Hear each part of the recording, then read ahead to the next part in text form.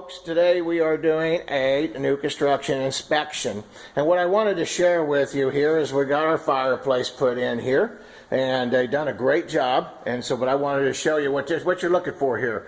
So you're coming up here, and they got it. You see your ring going around it right here. That is for us because of the heat coming up. You want to make sure that you're not going to have any flammables. You also got to go through some fire rock up and through here. And then if you look up and through here a little bit further, then it's going up. Whoop, let's see if we can get it. And it's going out of the into this next the section above there. And that has also got a metal. If you can see that metal going around my pipe around up there. And that's going up. And let's step right into the bedroom because it's actually going up into the ceiling. And then you see it's been all how that is all fire, proofed, and just with the extra shields and stuff going around it.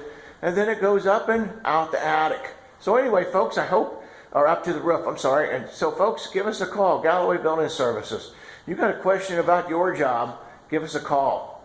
We're the only type of company in the Midwest that does this kind of work, and we're here to watch your back. Make sure you're not getting ripped off. Folks, thank you. Have a great day.